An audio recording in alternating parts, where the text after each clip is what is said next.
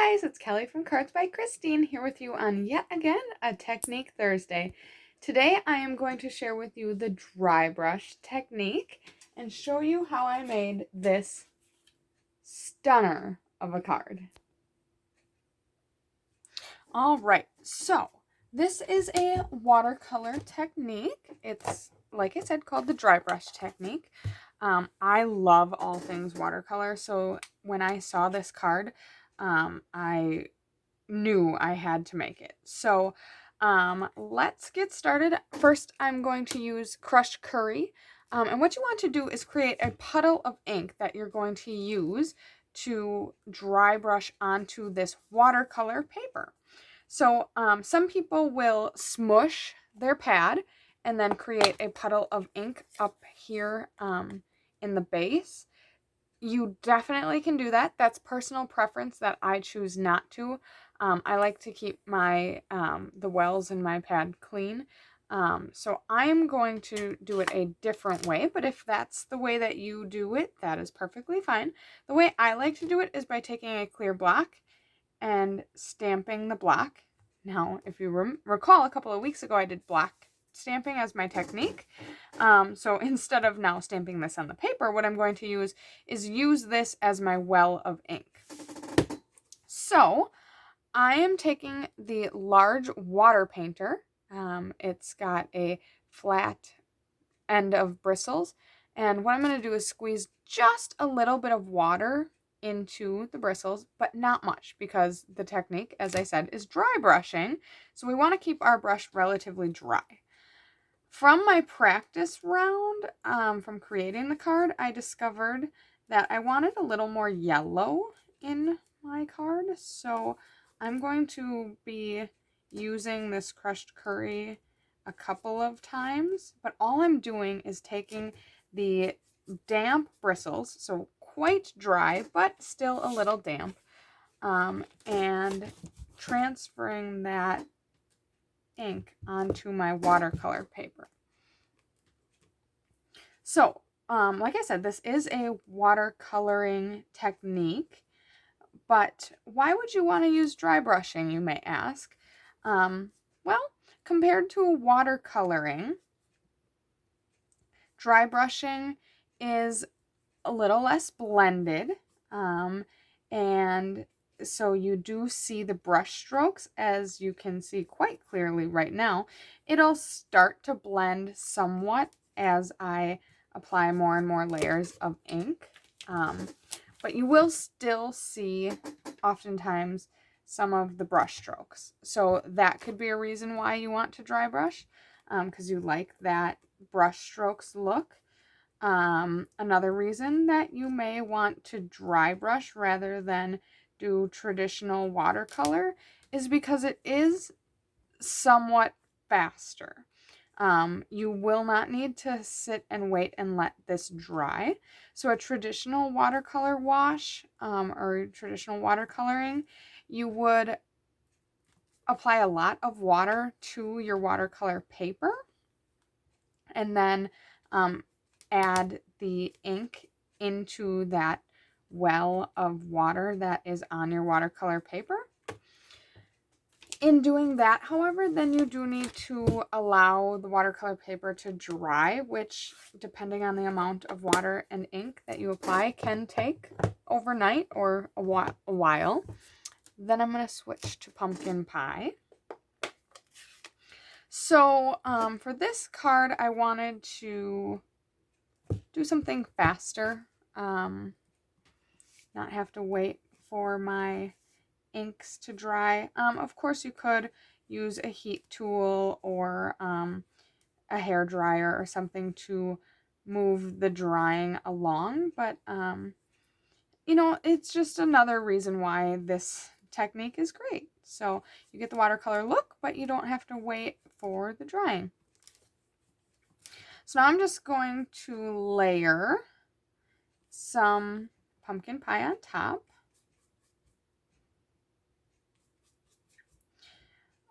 With each color, I'm probably going to start applying less and less because the colors are going to continue to get darker. and fill in. So you see I kind of black stamped 3 times with the crushed curry, and that with the pumpkin pie I just did once. Now I'm moving on to Cajun Craze. I'm going to bring a little more water in again.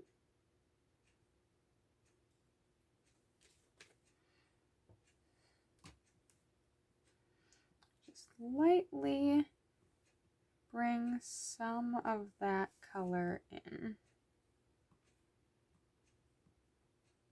I don't know if I mentioned this before. I was talking about how when I saw this card, I was just blown away by it. I am casing this card. I did see this card in a demonstrator group that I am in. It was designed by a fellow demonstrator. But as soon as I saw it, I knew that it tripped my fancy.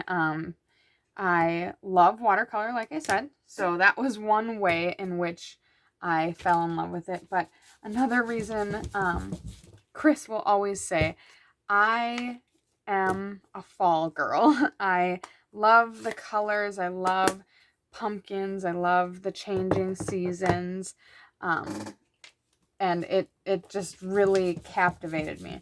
Now what I'm doing over here is I'm just dragging my black onto some scrap paper to get most of the remaining color off.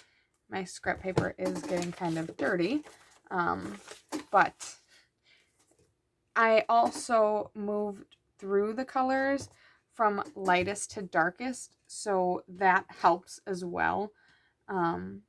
If I have some remnants, it's not going to ruin my pad when I bring in the next color, because going from light to dark will keep that transition. But if I move from now this dark, which was Mary Merlot, and move into the lighter color scheme, you'll get some muddiness. So that being said, I have laid down my ink, and now I am going to blend it just a little bit. So it is completely up to you if you leave it like this at this point, or if you choose to blend it a little bit. I'm only going to apply a very little bit of water when I do this, so that I don't get too much blending, but I do just want to blend just a little bit. So you can see as I'm doing that, some of the brush strokes still remain, which is what I'm going for. So I don't want to blend too much. But if I kept applying water, you would be able to completely dissolve all of those brush marks. And honestly, the card is yours. So if that is what you want to do, honestly, go ahead and do it. So I'm just going to keep doing it a little bit. You may ask what size I am using of my watercolor paper. What I did is I cut this to 6 by 9 inches. There's absolutely no rhyme or reason to it other than that is generally the size of the embossing plate, or the cutting plate, which when I go to cut out my leaves, then I can use this entire sheet because it's the same size as the cutting plate. Doesn't matter, obviously I could have made it smaller or larger, done it more than once or anything like that, but so just a small blending of the colors with a very little bit of water. Like I said, I want this to be quite dry so that I don't have to wait for it to dry. So that's another reason why I'm only using a little bit of water. I'm getting quite close to the edges. Doesn't really matter. You may or may not use all of the sheet, so that is up to you. But the next step in this is kind of where I'm going to lace in a tip, actually. So I'm going to set this to the side. Set this beauty to the side as well. The tip that I want to share with you today, I cleaned off my black now and I'll use it for stamping, is think outside the box. Now, like I said, I cased this, so maybe I can't take the credit for thinking outside the box here. But these are stamps from the Poinsettia stamp set. So obviously there are a lot of beautiful leaves in our holiday catalog, but Stampin' Up's products are so versatile that you can get inspired to use it in unique ways. And the case that I am doing for this card, or the recreation of this card that I'm making, used this poinsettia set to create these beautiful falling leaves. And I just thought that was the most creative thing ever. So I was so in love with that idea that I decided to make it for my own, make it for myself. So I am taking the Poinsettia Builders and I am going to stamp it directly onto my leaves, onto my watercolor. And it doesn't really matter how you stamp it on here because they are going to get die cut. For the card that I showed you at the onset of this video, I used roughly an entire sheet's worth of leaves. Sorry, it's hard to stamp and think at the same time. So I just kind of am going to fit these on as best as I can to get the most leaves out of here as possible. So I did 2 big, 2 medium. Now I'm going to do some small ones. Just kind of nestling them.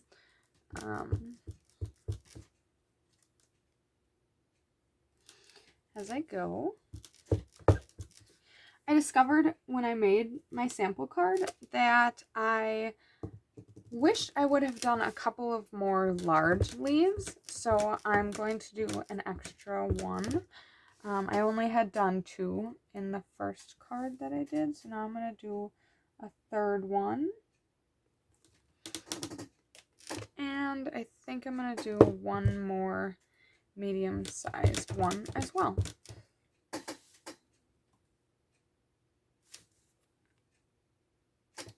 Well, can I get a whole one to fit? Oh, absolutely. Now, along the edges, I could put more partial small ones, but I think this should be plenty. So, I'm going to save you the time of die cutting, but essentially you will take your poinsettia dies and go cut out all of these poinsettias. Magic of TV, voila. So, the next step, all you got to do is cut them into individual leaves. So just go ahead and cut V's at the bottom so that you're cutting this center of the flower out.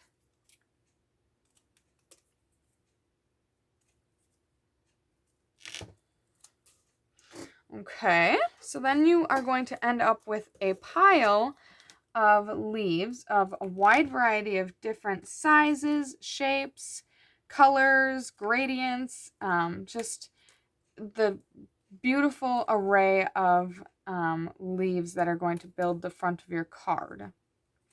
And honestly, when I had this done after I cut out the whole sheet of poinsettias into leaves, it looked like beautiful fall all over the table. It was glorious. Okay, so then once I have my pile of leaves, what I did was I held them at the base and curled them up with my thumbs. Now, obviously, if you're going to be mailing this, they probably will, to at least some degree, get smushed back down, but this would be a beautiful card to hand deliver to get really that impact. So once I had all my leaves prepped, what I did was I glued them on. I used the liquid glue, but the seal would work as well. If you do use the seal, I suggest you use the not permanent kind so that you can kind of move your leaves as your layout starts to come together.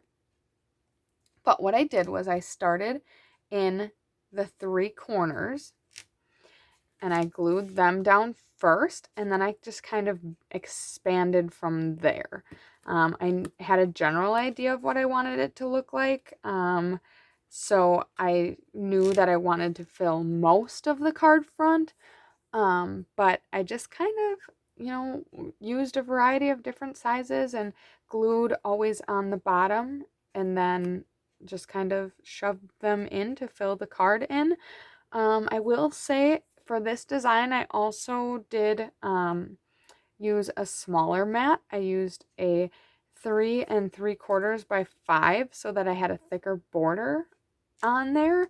The reason kind of for doing that was because I knew that the leaves were going to obviously be the focal for this card. So I wanted to not have too many other contrasting things. And I knew that the leaves, in order to fill this in to have the least amount of white showing, were going to hang over the edge. So I kind of needed that extra buffer so that I could hide as much of the white as possible. Then I just cut out the word Thanksgiving from the Well Wishes dies, and I stamped the word happy using a Stampin' Right marker and the Happy Holidays from the Poinsettia set. So really got a lot of mileage out of that for this non-Christmassy card. Last, but absolutely certainly not least, I Stella'd the junk out of this. I used a ton of Stella. I don't know if you can see that. I really, really hope that you can. Because it took the card from beautiful to absolutely stunning. I am just like so in love with this. So, what do you think? What do you think of the dry brush technique? Do you like it? I mean, obviously it works really, really well here for the leaves, but you could make some stunning flowers with different colors and beautiful backgrounds, not stamped or die cut, just make a beautiful background for a card. And what do you think of this card? Are you as like just blown away by the fall colors and leaves as I am? I promise you someday soon I will move away from fall colors and leaves into something different. But right now I'm obsessed. I think this is just so, so beautiful. So please let us know what you think.